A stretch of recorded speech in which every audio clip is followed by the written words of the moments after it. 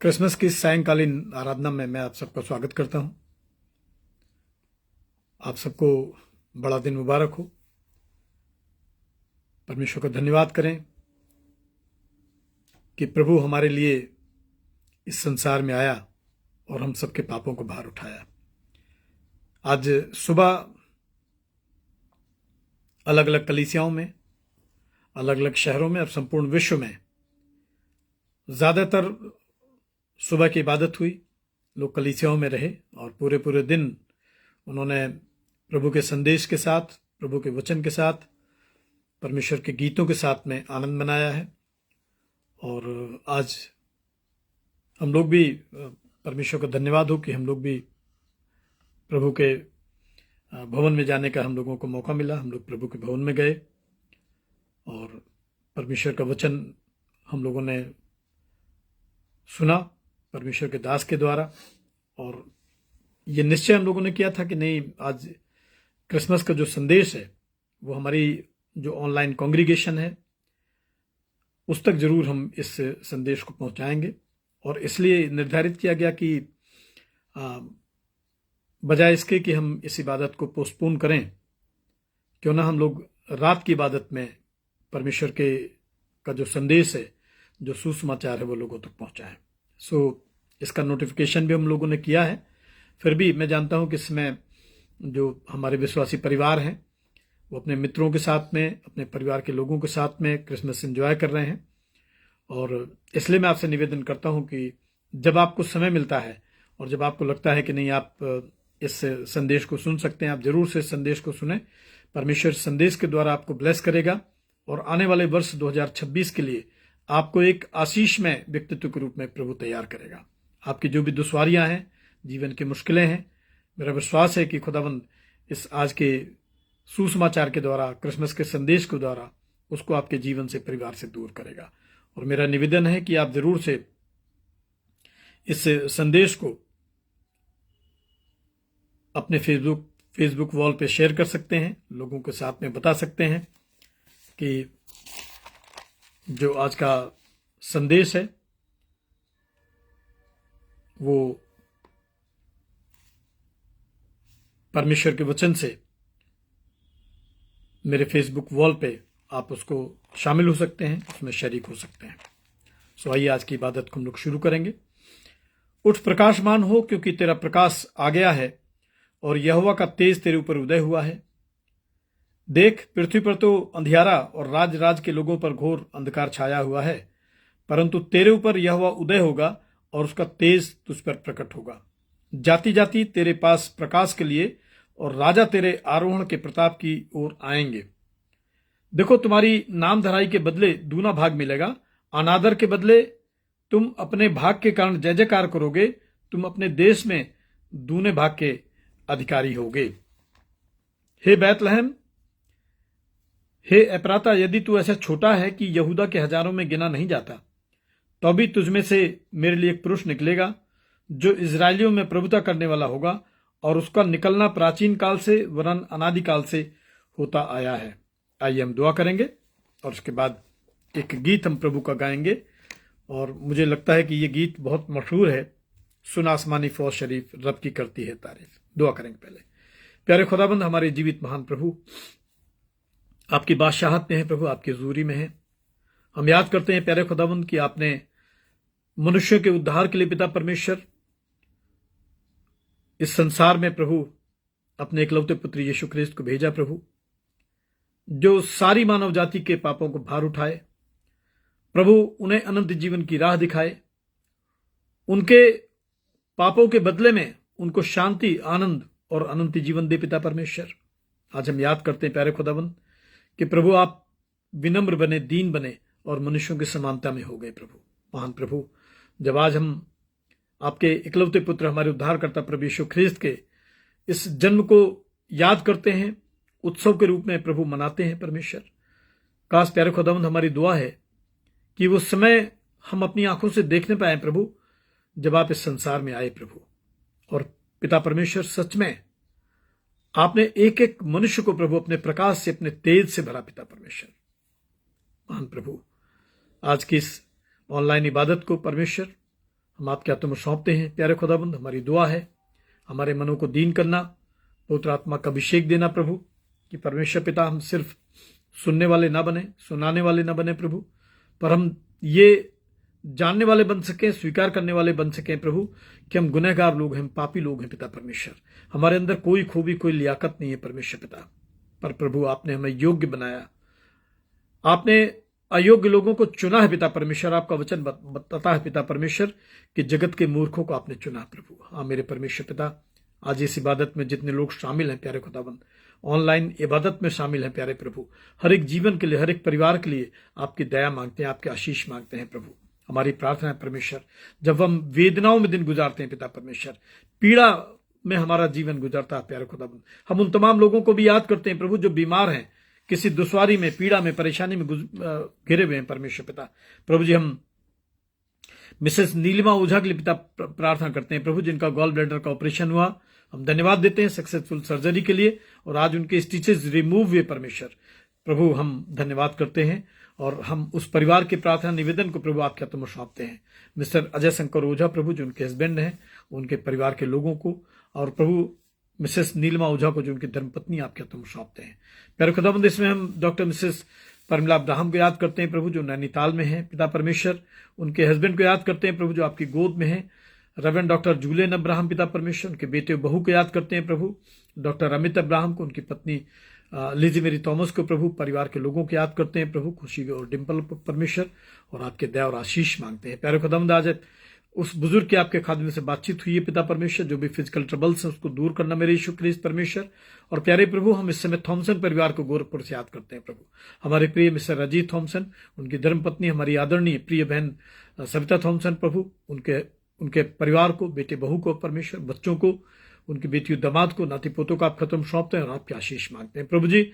इस सेवा को पूरा करने में परमेश्वर आपने एंजल्स की माने उस परिवार को भेजा प्रभु, हम उनके हर एक प्रेम के लिए आपका धन्यवाद करते हैं प्रभु। हम इस समय याद करते हैं प्रभु आपके सेवक को, जो प्रभु सीनियर हैं, और पिता परमेश्वर उन्होंने अपना पूरा जीवन आपकी सेवा में दिया प्रभु, रेवरेंड गिरीश चंद्रा, उनकी धर्मपत्नी मिसेज निर्मला चंद्रा को पिता परमेश्वर प्रभु, परिवार के लोगों को आप खत्म सौंपते हैं प्यारे खुदाम, और हम आपकी दया मांगते हैं प्रभु, उस परिवार पर करुणा करना, दया करना पिता परमेश्वर। हमारी प्रिय मुंह बोली बहन प्रभु मेघना मॉरिस को याद करते हैं प्रभु, उनके बेटे शोभित को याद करते हैं, परिवार के लोगों को याद करते हैं, और आपके आशीष मांगते हैं प्रभु। भाई चंद्रभूषण, जो प्रभु ब्रेन ट्यूमर से जूझते हैं पिता परमेश्वर, बीमार है प्रभु, हम जानते हैं चंगाई यीशु आपके नाम से है प्रभु। आप इस संसार में आए हैं परमेश्वर पिता कि हमें छुटकारे का जीवन मिले, अनंत जीवन मिले प्रभु। हाँ मेरे परमेश्वर, उन पर दया करना परमेश्वर पिता। सामर्थ्य प्रभु, इस समय हम प्रार्थना करते हैं पिता परमेश्वर सेंट पीटर चर्च लखनऊ की कलीसिया के लिए प्यारे खुदावन, हर एक घराने के लिए, परिवार के लिए प्रभु, बच्चों के लिए, बुजुर्गों के लिए पिता परमेश्वर। और हम चाहते हैं प्रभु इस कलीसिया में बेदारी आए प्रभु, सच में प्रभु ये कलीसिया इस बात को जानने पाए प्रभु कि सत्य और असत्य क्या है पिता परमेश्वर, धर्म और अधर्म क्या है पिता परमेश्वर। महान प्रभु, हम डायसिस ऑफ लखनऊ के तमाम पदाधिकारियों के लिए प्रार्थना करते हैं प्रभु, तमाम इंस्टीट्यूशन हेड के लिए प्रार्थना करते हैं पिता परमेश्वर, तमाम ऑफिस बेरर्स के लिए प्रार्थना करते हैं प्रभु। इस डायसिस पर आपके दया हो पिता परमेश्वर कि महान प्रभु सच में एक बड़े दलदल से पिता परमेश्वर, एक बड़े अंधकार से डायसिस प्रभु आपने बाहर निकाला परमेश्वर। और हम दुआ मांगते हैं प्रभु ये आपकी सेवा में, महिमा में, प्रेम में आगे बढ़ती जाए पिता परमेश्वर। सामर्थ्य प्रभु, इस समय हम प्रार्थना करते हैं पिता परमेश्वर हमारे bishop right reverend doctor Peter Baldev को, उनके परिवार को पिता परमेश्वर, आपकी दया मांगते हैं, आपकी आशीष मांगते हैं प्रभु।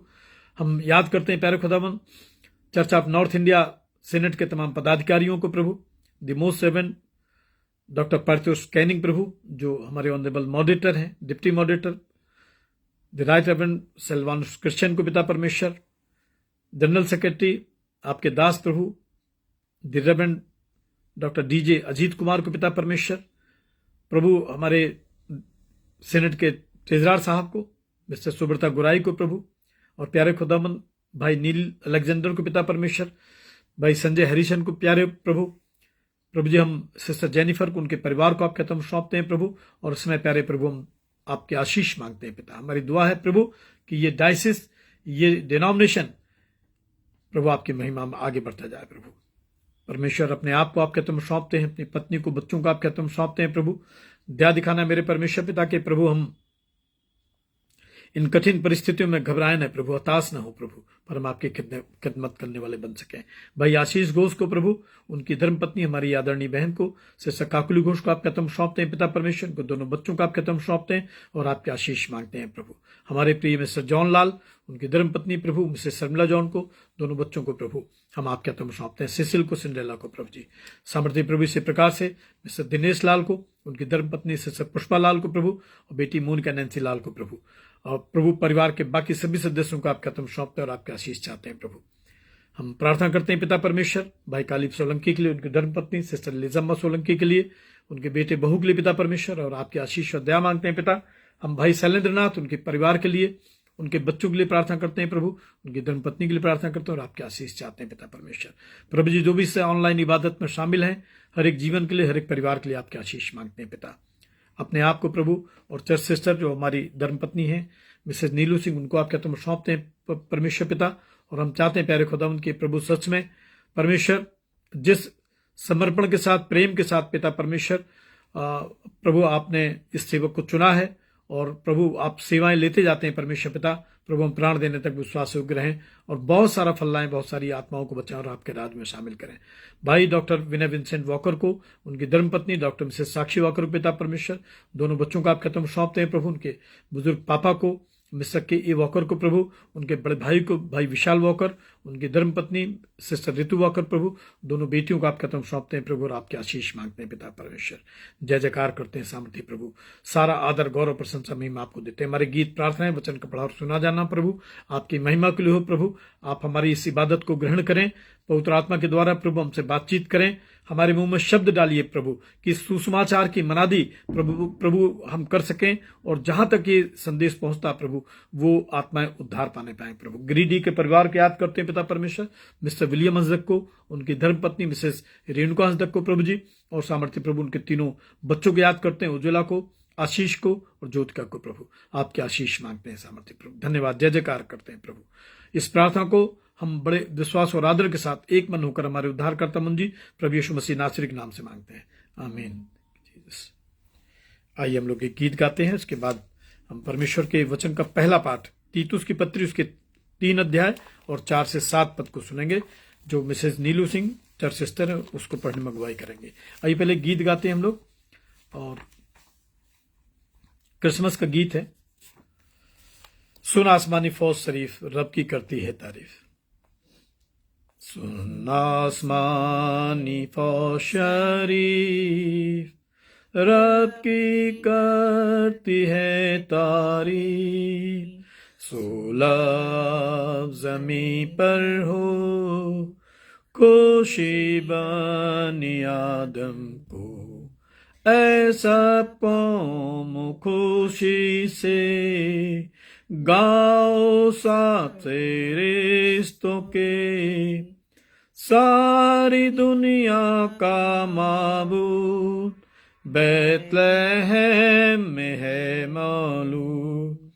सुन आसमानी फौज शरीफ रब की करती है तारीफ, है मसीह बरहक माबूद, खिलकत का है जो मस्जूद, अब मुकर्रर वक्त पर आ, फर्जंद है कुंवारी का, है मुजस्सम इब्नुल्लाह, सिजदा कर ए खल्कुल्लाह, अब इमैनुअल की शान है इंसानों में इंसान।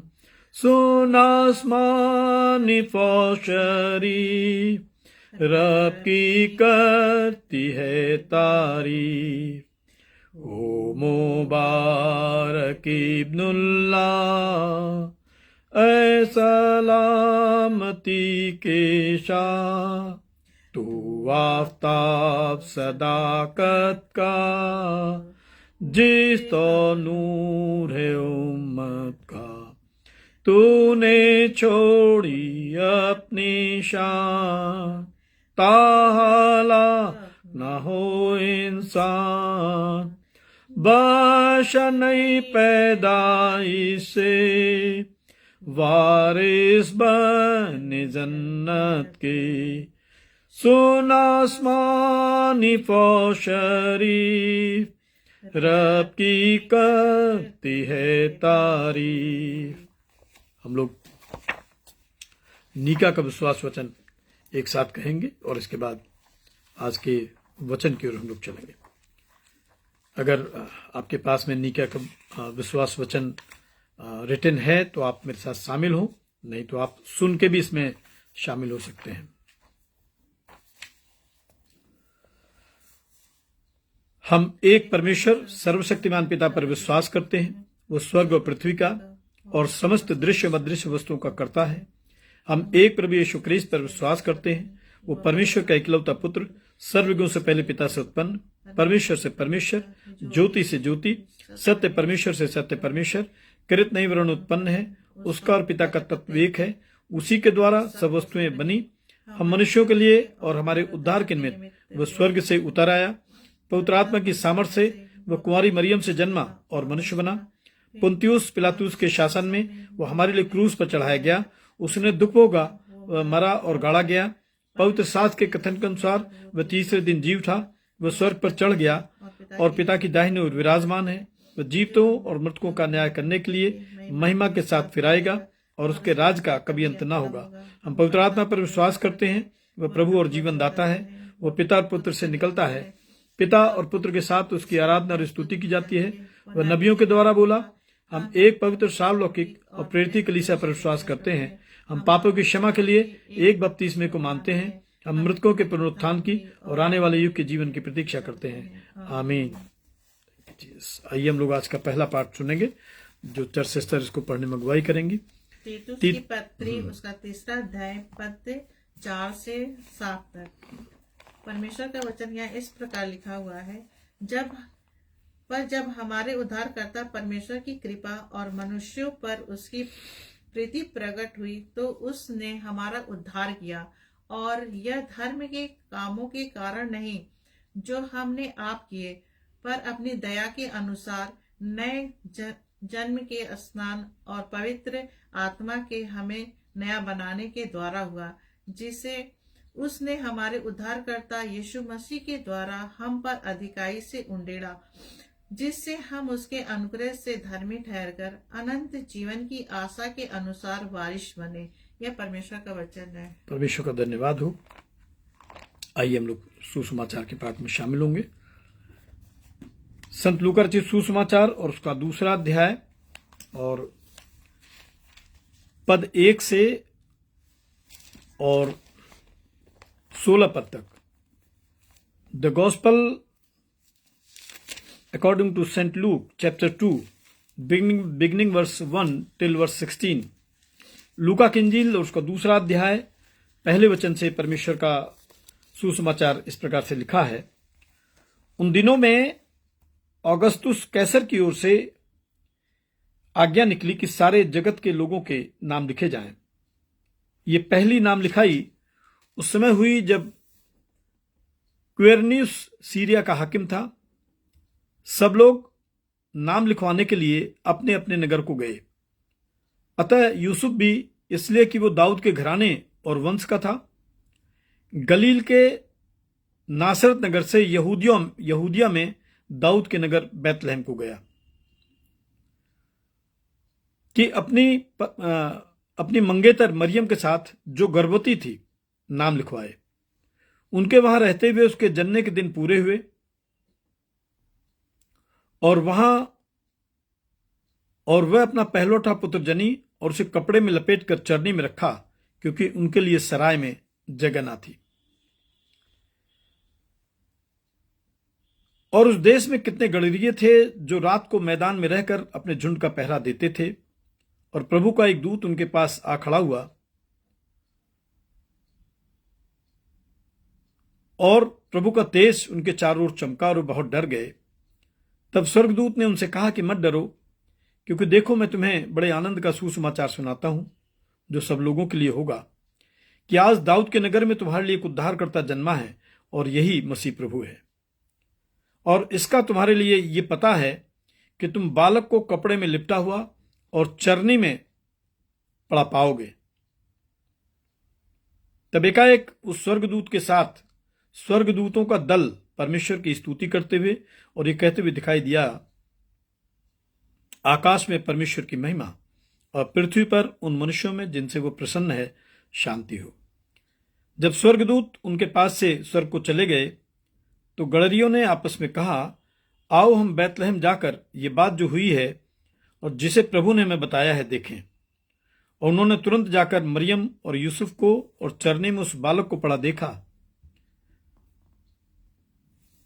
ये हमारे उद्धारकर्ता प्रभु यीशु ख्रीस्त का पवित्र सुसमाचार है। आइए इसके पहले कि हम लोग इस सुसमाचार संदेश को सुने, हम लोग एक और गीत गाते हैं। आइए। ओहो मसीह आया जमी पे, खुशी होती है सारे आसमां। ओहो मसीह आया जमी पे, खुशी होती है, ओहो खुशी होती है सारे आसमान। आसमान आसमान आसमान आसमान आसमान आसमान आसमान आसमान आसमान आसमान, अपने गल्लों की करते रखवारी, गड़रिए बारी बारी हो ऐसे पासबान। अपने गल्लों की करते रखवारी, गड़रिए बारी बारी हो ऐसे पासबान।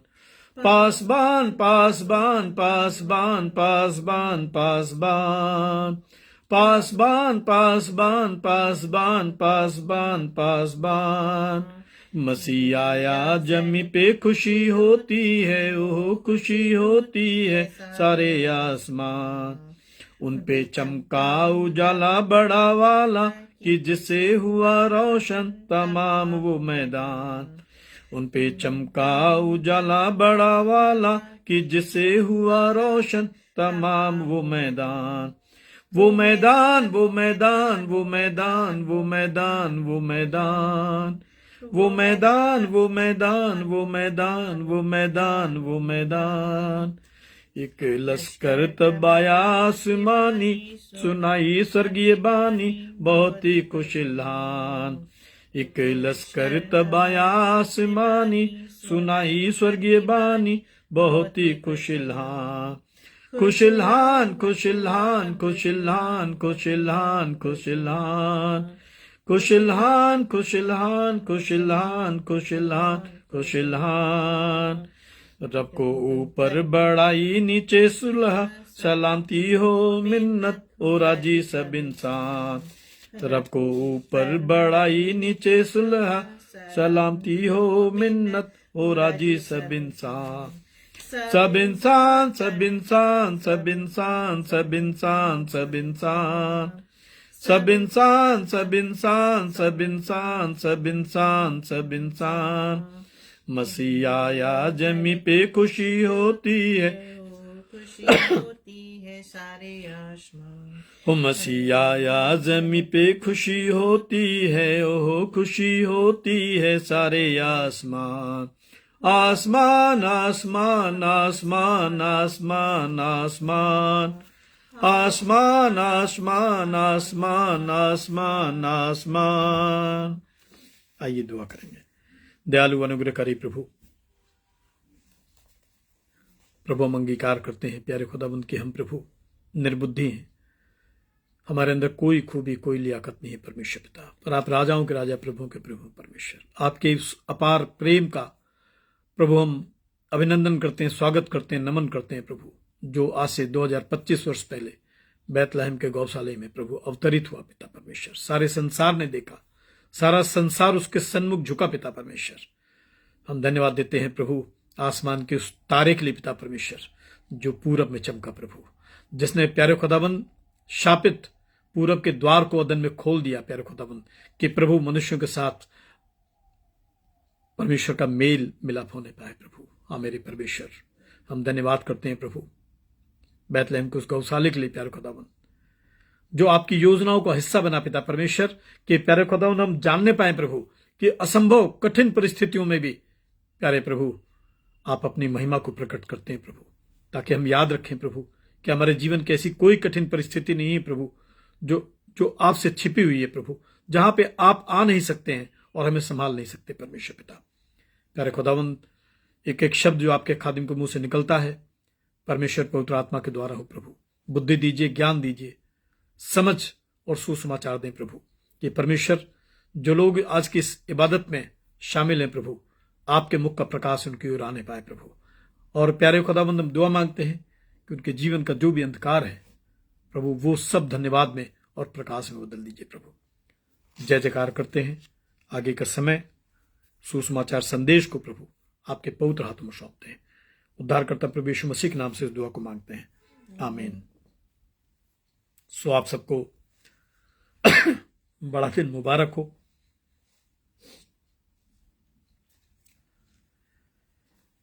जब दिसंबर का महीना आता है, और मैं अक्सर अपने चर्च में इस चीज को बताता रहा हूं कि एक ऐसा वर्ष का ये अंतिम माह है, या हम कह लें कि ये एक प्रारंभिक माह है जहां से हमारे जीवन में आशीषों की शुरुआत होती है। और कहते हैं कि आसमान के दूत जब यीशु मसीह का संदेश लेकर पृथ्वी पर आए थे, तो आज भी जब इस माह में हम प्रवेश करते हैं, आसमान के दूत हमारे चारों तरफ होते हैं। और इसीलिए आप जब देखेंगे तो क्रिसमस सिर्फ यीशु मसीह के जन्म का एक महीना नहीं है। ऐसा लगता है कि सारी सृष्टि, सारी कायनात उसके जन्म को रिफ्लेक्ट कर रही है। आप देखिए, चारों तरफ फूल खिले रहते हैं, एक बड़ा खुशगवार, बड़ा खुशनुमा माहौल बना रहता है, मौसम बड़ा अच्छा रहता है, चारों तरफ हरियाली, फ्लावर्स आपको दिखाई पड़ेंगे। ऐसा लगता है कि सारी सृष्टि किसी राजा के अभिनंदन के लिए तैयार हुई है। जैसे कोई लीडर्स आते हैं, कोई राजनेता आते हैं, कोई बड़े पदाधिकारी आते हैं, तो आप देखिए कि शहर पहले से सजा दिया जाता है, चाक चौबंद हो जाता है। तो ऐसा लगता है कि ये जो परमेश्वर है, ये जो ईश्वर है, ये जब इस संसार में आया तो सारी सृष्टि ने उसका अभिनंदन, सारे संसार ने उसका स्वागत किया। और आपको मालूम है कि एक ये पहला जन्म है या एक पहला बच्चा है इस संसार में, जिसके आने से पहले, गर्भ धारण करने से पहले, इस संसार में उसके नामकरण से पहले आसमान के दूत संदेश लेके आए इस संसार में। और मैंने अपने पिछले संदेश में इस चीज को बताया था कि कैसे अद्भुत है, एक कुंवारी कन्या को, एक कुंवारी लड़की को स्वर्ग का जिब्राइल जो स्वर्गदूत है वो संदेश देता है कि मरियम भयभीत ना हो, परमेश्वर का अनुग्रह तुझ पे हुआ है, तू पुत्र जनेगी, उसका नाम यीशु रखेगी। मैंने बताया था कि यीशु नाम का क्या अर्थ है। आज हम कुछ आगे की बातें भी करेंगे। पर एक क्रिसमस का जो संदेश है, आज सुबह अलग अलग कलीसियाओं में, अलग अलग शहरों में, सोशल मीडिया पे आपने बहुत सारे क्रिसमस से रिलेटेड संदेश को अलग अलग सेवकों के द्वारा सुना है। ट्रेडिशनल संदेश है, पारंपरिक संदेश है। कुछ बात और भी करें, कुछ ऐसी बात जो शायद मुझे लगता है कि हमको याद रखनी चाहिए, जो कभी कभी हमारे जीवन से मुझे लगता है कि छूट जाती है। तो सबसे पहली बात मैं आपको बताना चाह रहा हूं कि यीशु मसीह का जन्म नहीं हुआ है आज से 2025 वर्ष पहले। आज से 2025 वर्ष पहले, इसलिए अक्सर मैं इस चीज को अपने प्रचार में लेता हूं और लोगों को बताता हूं कि आज से 2025 वर्ष पहले सारा संसार जब गुनाहों में डूबा हुआ है, परमेश्वर ने 450 वर्ष के लिए संसार को त्याग दिया। कोई भविष्यवक्ता नहीं भेजा, कोई धर्मशास्त्र नहीं लिखा गया।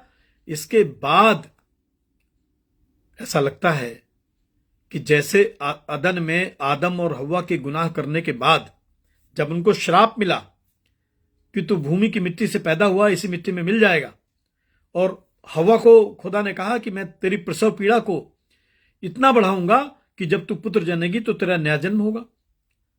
तो ऐसा लगता है कि इस श्राप के बाद में परमेश्वर ने, जब आप बाइबल को पढ़ेंगे उत्पत्ति 6 को, तो आदम और हव्वा के नंगेपन को ढकने के लिए परमेश्वर यहोवा ने उनके लिए चमड़े के वस्त्र बनाए और उनके नंगेपन को ढका। तो नाराजगी के बाद में, क्रोध के बाद में, अभिशाप के बाद में, त्याग के बाद में एक प्रेम प्रकट हुआ है। यीशु का जन्म परमेश्वर के प्रेम का प्रकटीकरण है।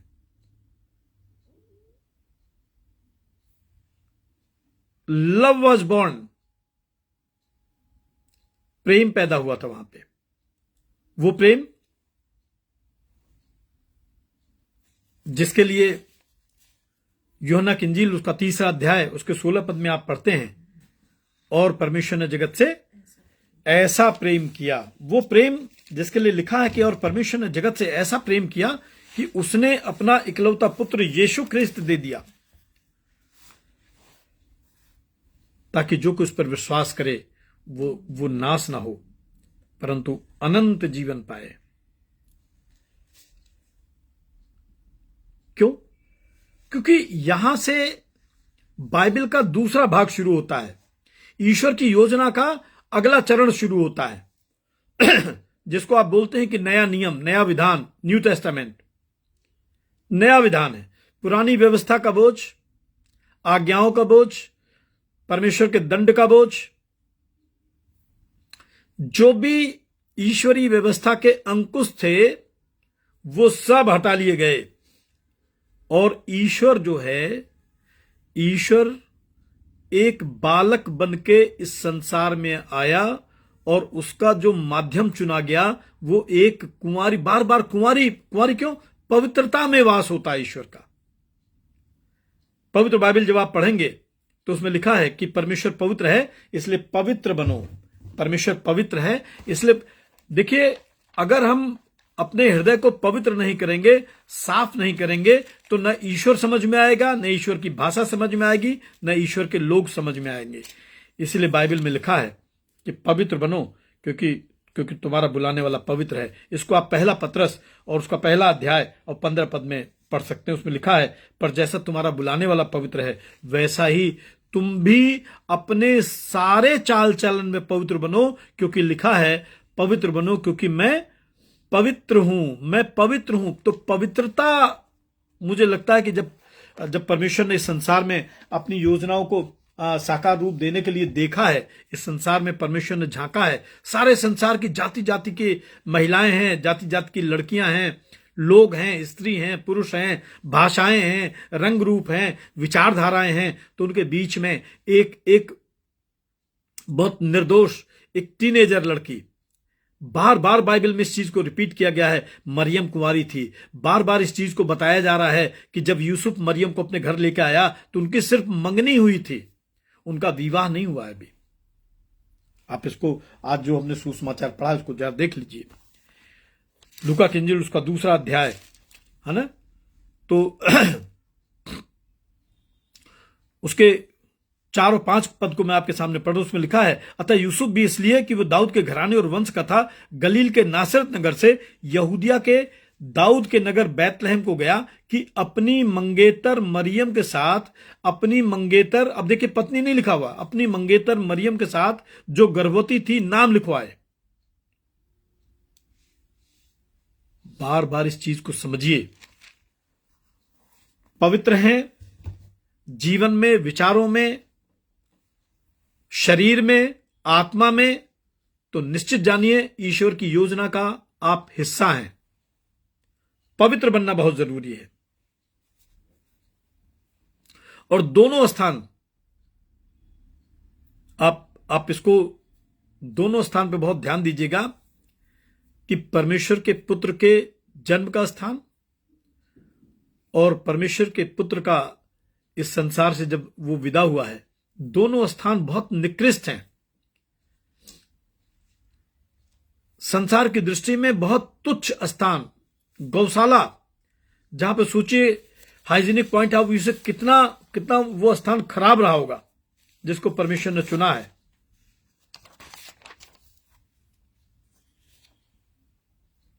तो पहला क्रिसमस जो हुआ बैतलहम के गौशाले में हुआ। आज हम जो आधुनिक क्रिसमस मनाते हैं उसमें सेंटा क्लॉज हैं, क्रिसमस ट्री हैं, हमारे एक डेकोरेटेड वेल मेंटेन्ड चर्चेज हैं, जिन बेंचेस पे हम बैठते हैं उन पे कुशन लगे हुए हैं, जो ड्रेस हम पहन के आते हैं इबादत करने के लिए वो बहुत ही मार्केट की बहुत आधुनिक ड्रेस होती है। परफ्यूम हमारे पास में होता है। हमारे शरीर पे अगर कोई ऑर्नामेंट है वो बड़े कॉस्टली होते हैं, शूज बड़े कॉस्टली हैं। लेकिन वो जो उद्धारकर्ता इस संसार में आया है, उस समय जो उसके माता पिता की स्थिति है, आप सोचिए ये कितना दिल तोड़ने वाली है कि जो घरानों को बनाता है, जो घरों का निर्माण करता है, जो आश्रय देता है, आश्रय समझते ना, शेल्टर देता है, वो जब पैदा हुआ तो उसके लिए कोई आसरा नहीं मिला उसको, और उसको जितनी बार हम पढ़ते हैं उतनी बार दिल टूटता है। लूका की इंजील 2 अध्याय उसके 7 पद में लिखा है, क्योंकि उनके लिए सराय में जगह नहीं थी। उनके लिए सराय में जगह नहीं थी। सृष्टि करता है, संसार को बनाने वाला है, लेकिन जब वो संसार में आया है उसके लिए कोई जगह नहीं थी।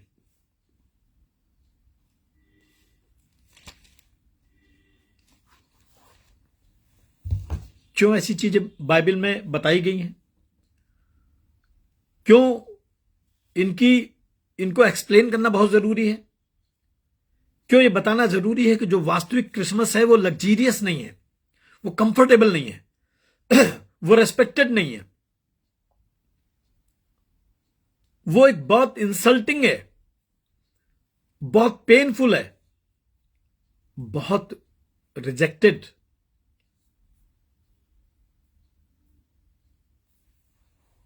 आप सोचिए इसका अगला चरण कितना है, कैसा। पहला यूहन्ना की इंजील उसका जब पहला अध्याय पढ़ेंगे तो उसमें लिखा है, आइए देखते हैं।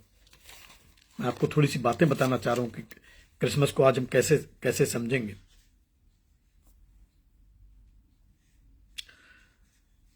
यूहन्ना की इंजील 1 अध्याय और 10 पद से मैं पढ़ रहा हूं, उसको देखेंगे। वो जगत में था और जगत उसके द्वारा उत्पन्न हुआ था।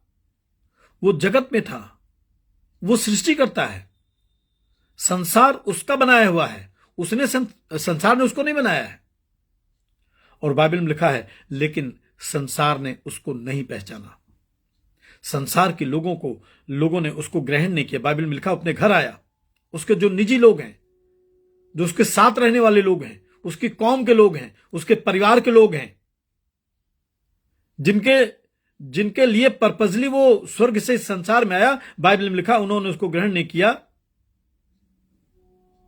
कैसा समय रहा होगा, कैसा माहौल रहा होगा।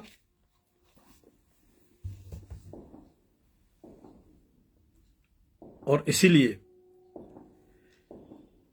अगर आज हम किसी जीवन की ऐसी मुश्किल में हैं,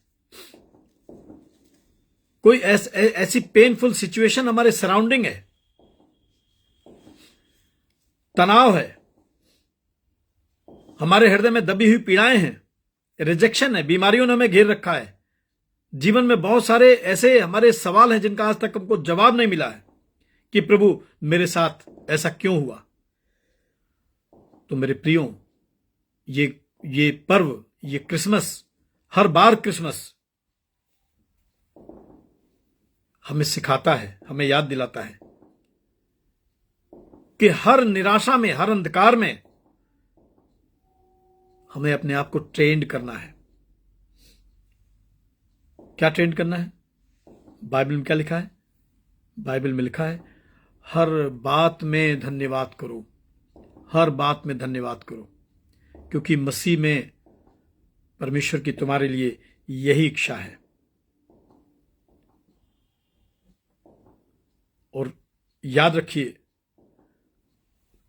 ईश्वर ने कोई ऐसा दुख नहीं बनाया है जिसका निराकरण ना हो, जिसका अंत ना हो। दुख के बाद सुख है, क्रूस के बाद उद्धार और अनंत जीवन है। और वास्तव में क्रिसमस का जो एक स्पिरिचुअल मीनिंग है, एक वास्तविक बिब्लिकल मैसेज है, वो यही है। आइए देखेंगे प्रकाशित वाक्य उसका 20 अध्याय उसका 4 पद देखेंगे। प्रकाशित वाक्य उसका 20 अध्याय उसके 4 पद को देखते हैं क्या लिखा है। उसमें लिखा, फिर मैंने सिंहासन देखे और उन पर लोग बैठ गए और उनको न्याय करने का अधिकार दिया गया। मैंने उनकी आत्माओं को भी देखा जिनके सिर यीशु की गवाही देने और परमेश्वर के वचन के कारण काटे गए थे, और जिन्होंने ना उस पशु की और न उसकी मूर्ति की पूजा की थी और न उसकी छाप अपने माथे और हाथों पर ली थी। वे जीवित होकर मसीह के साथ 1000 वर्ष तक राज्य करते रहे। ये वो लोग थे जिन्होंने कंप्रोमाइज नहीं किया था। आज अगर आपने कंप्रोमाइज नहीं किया है, आज अगर आपने यीशु के लिए बैतलहम के गौशाले को ग्रहण किया है, यीशु के लिए आज मैंने 2 स्थान बताए, दोनों कलवरी का क्रूस और बैतलहम का गौशाला बहुत पेनफुल है। अगर आपने दिल से इनको ग्रहण किया है तो आप याद रखिए 1000 वर्ष तक कम से कम बाइबल में लिखा है यीशु ख्रिस्त के साथ उसके राज्य में, उसके देश में, उसके पिता के घर में राज करने पाएंगे।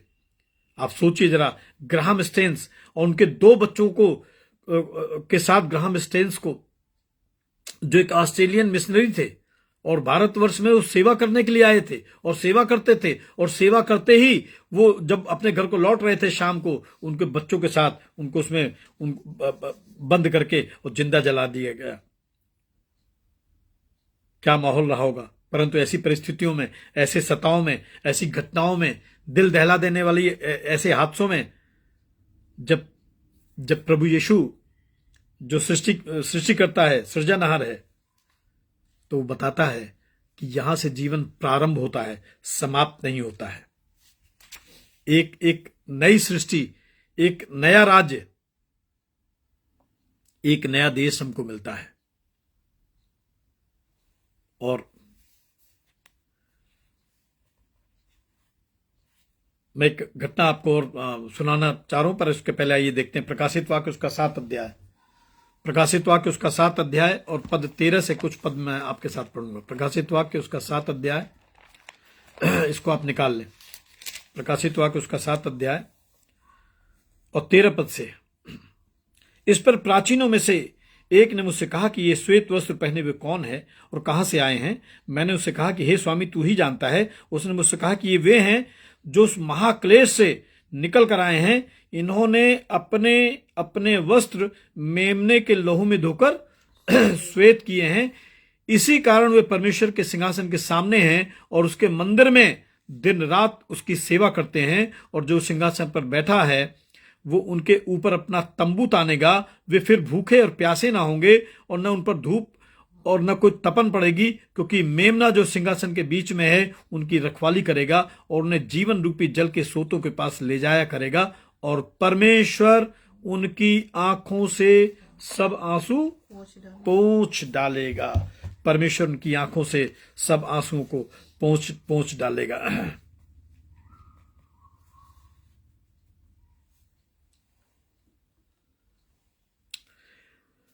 अमेरिका के राष्ट्रपति अब्राहम लिंकन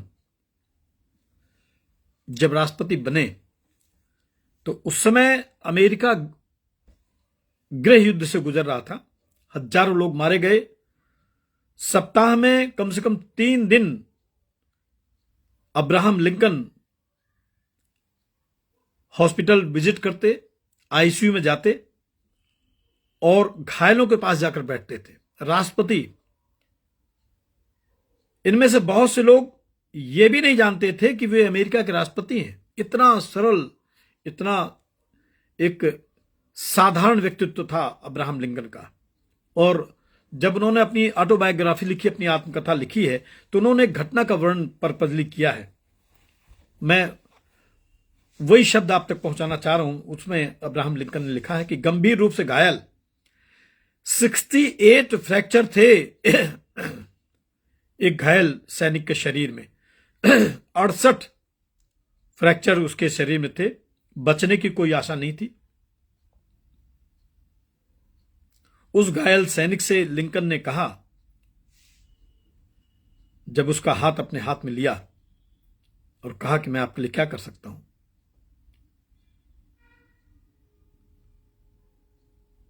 उस सैनिक ने अपनी टूटती सांसों के बीच में लिंकन से कहा, मेरी तरफ से आप मेरी मां को एक चिट्ठी लिख दीजिए। और लिंकन ने, जो राष्ट्रपति थे, उन्होंने लिखना शुरू किया, मेरी प्यारी मां, मेरा बचना संभव नहीं है, मेरे लिए दुख मत करना, परमेश्वर आपको और पापा को आशीष दे। और मेरी जो सैनिक की पत्नी थी और जॉन जो उसका बेटा था, उसके लिए लिखा कि उनको मेरी तरफ से बहुत बहुत अंतिम प्यार देना। और नीचे उसने अपना नाम लिखा, गैरी। सैनिक हस्ताक्षर नहीं कर सका। पत्र में नीचे लिंकन ने हस्ताक्षर कर दिए और लिखा, आपके बेटे ने लिखवाया है, लिखने वाला अब्राहम लिंकन। सैनिक चौंक गया, बोला, क्या सचमुच आप अमेरिका के राष्ट्रपति हैं? मेरा हाथ अपने हाथ में ले लीजिए। लिंकन ने उसका हाथ अपने हाथ में पकड़ा और कहा कि मैंने तुम्हारा हाथ थाम लिया है, पर तुम उसका हाथ थाम लो जो मृत्यु के बाद तुम्हें अनंत जीवन दे सकता है, और वो है यीशु मसीह। उस सैनिक ने मृत्यु शैया पर उसी घड़ी राष्ट्रपति अब्राहम लिंकन के सामने प्रभु यीशु मसीह को अंतिम सांसों के बीच में अपना मालिक, अपना प्रभु, अपना उद्धारकर्ता स्वीकार किया, और वो सदैव के लिए प्रभु यीशु मसीह के पास में अनंत जीवन के लिए सो गया। सो मेरे प्रियो, आज जो हम क्रिसमस मनाते हैं, उसकी जो एक रियल मीनिंग है, एक जो वास्तविक संदेश है, उसके विषय में मैं आपको थोड़ा सा बताना चाहूंगा। आप मेरे साथ जब निकालेंगे लूका की इंजील उसका 2 अध्याय, तो बाइबल में लिखा है, उन दिनों में औगुस्तुस कैसर की ओर से आज्ञा निकली कि सारे जगत के लोगों के नाम लिखे जाएं।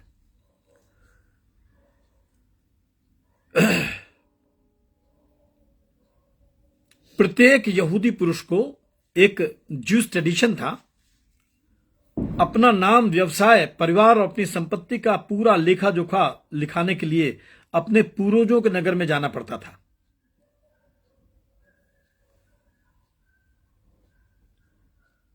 और इसीलिए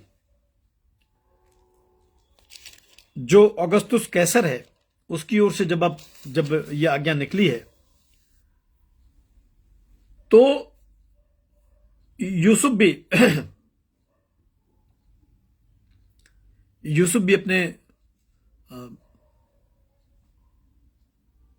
अपनी पत्नी के साथ नाम लिखाने के लिए अपने पूर्वजों के घर, और आपको मालूम है उनके पूर्वजों का घर क्या था?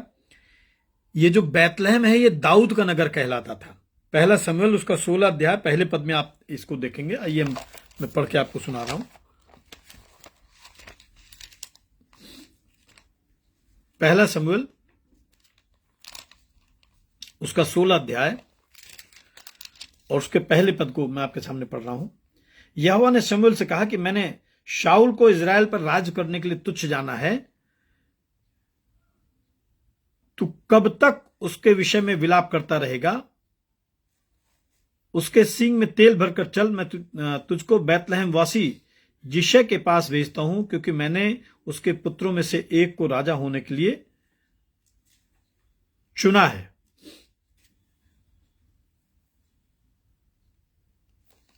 और पहला शमूएल उसका 17 अध्याय उसके 12 पद को भी देखेंगे। उसमें लिखा है, दाऊद यहूदा के बैतलहम के उस एपराती पुरुष का पुत्र था जिसका नाम यिशै था, और उसके 8 पुत्र थे, और वो पुरुष शाऊल के दिनों में बूढ़ा और निर्बल हो गया था। इसका एक और रेफरेंस मैं आपके साथ शेयर करूंगा। पहला शमूएल उसका 20 अध्याय उसके 6 पद को भी देखेंगे।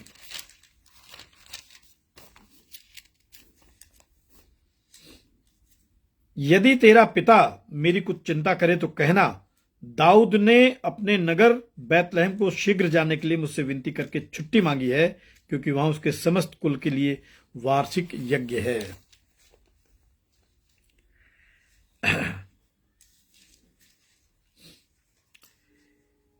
ये है बैतलहम की कहानी। आपको मालूम है बैतलहम का अर्थ क्या होता है? परमेश्वर ने, ये नासरत के रहने वाले थे। नासरत जिसको लोग बिल्कुल रिजेक्टेड मानते थे। लोग कहते थे कि क्या नासरत से भी कोई अच्छी चीज उत्पन्न हो सकती है? परमेश्वर ने उस रिजेक्टेड स्थान को अपनी सेवक लिए चुना। और बैतलहम का अर्थ क्या होता है? बैतलहम का अर्थ होता है रोटी का घर। बैतलहम का क्या अर्थ होता है? रोटी का घर। तो रोटी के घर में यीशु ख्रिस्त पैदा हुआ। और उसने क्या कहा? जब आप यूहन्ना की इंजील 6 अध्याय उसके 35 पद को पढ़ेंगे, यीशु ने कहा, जीवन की रोटी मैं हूं। तो बाइबल के हर शब्द में गहरा रहस्य और अर्थ छिपा हुआ है। नासरत रिजेक्टेड है, बैतलहम रोटी का घर है, और यहां परमेश्वर ने एक उद्धारकर्ता को भेजा है। लेकिन वो एक बालक के रूप में जरूर आया है, लेकिन वो सामर्थ्य कितना ताकतवर है, जरा सा उसका देखिए कि जब वो इस संसार में आया है तो उसके आने से पहले स्वर्ग के दूत आए हैं, स्वर्ग के दूतों का दल आया है। जरा देखिए लूका की इंजील उसका 2 अध्याय और उसके 13-14 पद को मैं आपके सामने पढ़ रहा हूं। उसमें लिखा है, तब एकाएक उस स्वर्गदूत के साथ स्वर्गदूतों का दल परमेश्वर की स्तुति करते हुए और एक कहते दिखाई दिया, आकाश में परमेश्वर की महिमा और पृथ्वी पर उन मनुष्यों में जिनसे वो प्रसन्न है शांति हो। और जब स्वर्गदूत उसके पास से स्वर्ग को चले गए, तब गडरियों ने आपस में कहा, आओ हम बैतलहम में ये बात जो हुई है जैसे प्रभु ने हमें बताया है देखें। तो देखने में लगता है कि बैतलहम की गौशाला है, अनहाइजीनिक ये प्लेस है, बड़े गरीब ये मरियम और यूसुफ है, लेकिन ये पुत्र जो है ये बहुत बहुत सामर्थी पुत्र है। और जब आप इसको पढ़ते हैं आगे तो उसमें लिखा है,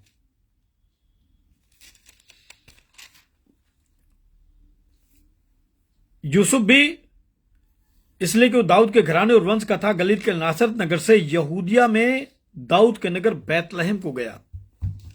कितनी दूर है नासरत से बैतलहम? जब आप इसको सर्च करेंगे तो आप पाएंगे कि कम से कम 80 मील दूर, 1 मील में 1.5 किलोमीटर होता है।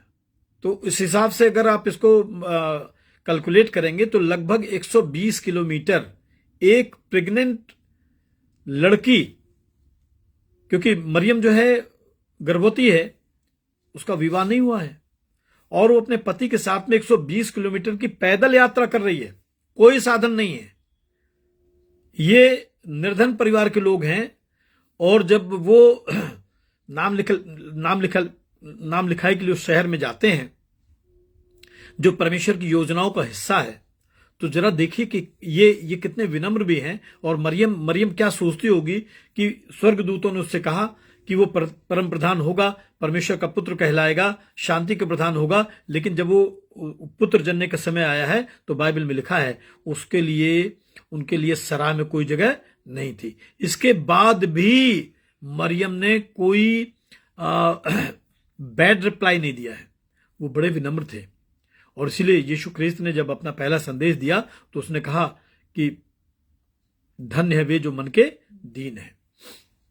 तो बीइंग अ क्रिश्चियन, विनम्रता, पवित्रता, एक दूसरे को माफ करना, एक दूसरे को गले लगाना, एक दूसरे की घटी कमियों में शामिल होना, एक दूसरे का भार उठाना, ये हमारे चरित्र के सबसे पहले गुण हैं या होने चाहिए। इनको स्वीकार करना ही है, इनको स्वीकार करना ही है। 80 मील पैदल चल के ये लोग वहां पे पहुंचे हैं और तब परमेश्वर की योजनाओं का ये भाग बने हैं। और अंतिम बात बता के मैं आपको समाप्त करना चाहूंगा। लोग कहते हैं कि आज का जो हमारा विषय, आज का जो हमारा थीम है वो है the birth of the saviour who is the word made flesh. इसका मतलब है कि उद्धारकर्ता का जन्म जो वचन से देहधारी हुआ, जो वचन से देहधारी हुआ। तो वचन से परमेश्वर पैदा हुआ है, कोई ये बायोलॉजिकल बर्थ नहीं है। ये संसार का एक बहुत बड़ा मुझे लगता है कि बहुत बड़ी सामर्थ है, बहुत बड़ा आश्चर्यकर्म है, जिसको शब्दों में बयान नहीं किया जा सकता। और इसको यूहन्ना जब अपनी सुसमाचार में लिखते हैं तो यूहन्ना की इंजील उसका पहला अध्याय जब आप पढ़ेंगे तो वो लिखते हैं कि आदि में वचन था और वचन परमेश्वर के साथ था और वचन ही परमेश्वर था। तो ये वचन क्या है? वचन को मैं आपको बता दूं कि ये यूनानी भाषा में लिखा, ग्रीक लैंग्वेज में है। वचन को उन्होंने लिखा लोगोस। लोगोस का मतलब क्या है? लोगोस का मतलब होता है ईश्वर। एक ऐसा ईश्वर, एक ऐसा संदेश, एक ऐसा शब्द, एक ऐसी ध्वनि जो निराकार है, जो अनादि और अनंत काल से इस ब्रह्मांड में, इस संसार में, इस यूनिवर्स में उपस्थित है। भारतीय संस्कृति और संबोधन में जिसको सनातन वर्ड दिया गया है। मुझे लगता है कि अगर इन बातों को हम समझ लें तो आज जो चर्चेज पे में लोग हमला कर देते हैं, झगड़ा करते हैं, बहुत सारी और बुरी बातें बनाते हैं, आरोप लगाते हैं, विदेशी धर्म के रूप में बोलते हैं, तो मुझे लगता है कि बहुत सारे लोग जब इस बात को समझ जाएंगे कि ये वही अनादि परमेश्वर है, ये वही ब्रह्मांड का निर्माता है जिसका आप नाम नहीं रख सकते। नाम उसका रखा जाता है जिसको आपने पैदा किया है या देखा है। जो आपसे पहले पैदा हो गया उसका नाम आप नहीं रख सकते हैं। ये किसी भी संसार की पुस्तक और विद्वता से बाहर, अनिवर्चनीय, जिसका वर्णन नहीं किया जा सकता। एक निराकार ईश्वर, जन्म और मृत्यु के बंधन से बहुत दूर, सनातन काल का परमेश्वर, जिसके लिए लिखा है आदि में वचन था, वचन परमेश्वर के साथ था और वचन स्वयं परमेश्वर था। पवित्र बाइबल के अनुसार 2025 वर्ष पूर्व एक छोटे से गांव बैतलहम के गौशाले में एक बहुत ही अद्भुत और अलौकिक जन्म होता है, लेकिन एक बड़े उद्देश्य के साथ, बड़े मिशन के साथ में, जो आपको मिलेगा मत्ती की इंजील उसका 1 अध्याय उसके 21 पद में क्या लिखा है? और वो अपने लोगों का उनके पापों से उद्धार करेगा। वो पाप वो गुनाह जो बाय बर्थ हम लोगों को मिले, जो बाइबल के 39 किताबों में, ओल्ड टेस्टामेंट में हमारे पीछे लगे हुए, चिपके हुए हैं। और इसीलिए जब वो संसार से विदा होता है तो एक आशीर्वाद देता है, एक आशीष देता है, हे पिता इन्हें क्षमा कर। वो क्षमा करके जाता है, उसकी क्षमा में जीवन है। बहुत कम समय में यीशु इस संसार में आया। सीमित समय में वो असीमित प्रेम इस संसार के लोगों को दे के गया। और जब यीशु मसीह का नाम आता है, जब यीशु मसीह का प्रचार होता है, तो संसार के जितने भी लॉजिक्स हैं, संसार के सारे तर्क, सारे शास्त्र, ज्ञान, विज्ञान, विश्वविद्यालय, वो सब खामोश हो जाते हैं, सब नतमस्तक हो जाते हैं, सब शांत हो जाते हैं, क्योंकि उनसे बहुत श्रेष्ठ, आसमान की ऊंचाइयों से बहुत ऊंचा ईश्वर एक बालक के रूप में पैदा होने से पहले जिसका नामकरण किया गया कि तो उसका नाम यीशु रखना। आज उस जीसस का, उस क्राइस्ट का हम 2025वां बर्थडे ऑफिशियली सेलिब्रेट कर रहे हैं। ये बहुत ज्यादा जानने की जरूरत है कि हमारे क्रिसमस में, हमारे डेकोरेशन में, हमारी तैयारी में यीशु ख्रिस्त का जो वास्तविक जन्म है, वास्तविक उद्देश्य है, वास्तविक मिशन है, वो कितना हम पूरा कर पा रहे हैं या नहीं कर पा रहे हैं। परमेश्वर आप सबको आशीष दे। और मेरी दुआ है कि हम उस चरनी को अडॉप्ट करें, हम उसके रिजेक्शन को अडॉप्ट करें कि उसको पवित्र होने के बाद भी, ईश्वर होने के बाद भी संसार का जो तिरस्कार है वो सहना पड़ा। सराय में जगह नहीं है। उसके घर वाले उसको पहचानते नहीं थे, उसको पहचानने से इनकार करते थे। उसके प्रार्थनाओं से चुने हुए 12 चेलों ने उसका साथ छोड़ दिया, लेकिन फिर भी वो आज, संसार की ऐसी कोई भाषा नहीं है, ऐसा कोई देश नहीं है, ऐसा कोई शहर नहीं है, ऐसा कोई गांव नहीं है जहां पे यीशु मसीह की महिमा के गीत नहीं गाए जाते हैं, जहां लोग यीशु मसीह को जानते नहीं हैं, क्योंकि वो हर प्राणी में विद्यमान है। पहला कुरिन्थियों 3 अध्याय 16 पद आप पढ़िए, उसमें लिखा है, क्या तुम नहीं जानते कि तुम परमेश्वर का मंदिर हो और परमेश्वर का आत्मा तुम में निवास करता है। वो आपके अंदर रहता है, वो मेरे अंदर रहता है। इसलिए जो पहला चर्च है, इसलिए जो पहला क्रिसमस है, वो हमारे हृदय में परमेश्वर चाहता है कि उसके एक अद्भुत नए जन्म के साथ में हम सेलिब्रेट करें। परमेश्वर आपको आशीष दे। आइए हम दुआ करेंगे, प्रभु की प्रार्थना साथ साथ कहेंगे मिलकर। हे हमारे पिता, तू जो स्वर्ग में है, तेरा नाम पवित्र माना जाए, तेरा राज्य आए, तेरी इच्छा जैसे स्वर्ग में पूर्ण होती है वैसे पृथ्वी पर भी हो। हमारे दिन भर की रोटी आज में दे, हमारे अपराधों को क्षमा कर जैसे हमने अपने अपराधियों को क्षमा किया है, और हमें परीक्षा में ना पड़ने दे, परंतु बुराई से बचा, क्योंकि राज्य, पराक्रम और महिमा वो सर्वदा तेरी ही है। आमीन। हमारे प्रभु यीशु मसीह का अनुग्रह, शांति और चंगाई, परमेश्वर पिता का प्रेम, पवित्र आत्मा की संगति और सहभागिता सर के साथ मेरे खुदावंद इसमें इस ऑनलाइन इबादत में शामिल तमाम प्रभु विश्वासियों के साथ और तमाम उन लोगों के साथ पिता परमेश्वर जो आप में ईमान रखते हैं, अब से लेकर युगानुयुग निरंतर होता रहे। आमीन। Thank you Jesus. आप सबको जय मसीह की। क्रिसमस और आने वाला वर्ष 2026 आपको मुबारक हो, बहुत सारी खुशियां लेके आए और प्रभु का जन्म आपके जीवन में होने पाए। आपके अधूरे काम पूरे हो जाएं, आपके घर परिवार में शांति हो, और आपका जो भी रोजगार है उसको परमेश्वर अपने हाथों में ले और एनहेंस करे। सबको जय मसीह की बहुत सारी आशीष। Wish you all a very happy and blessed Christmas and upcoming New Year. Happy New Year. Jai Masihi ki. Good night.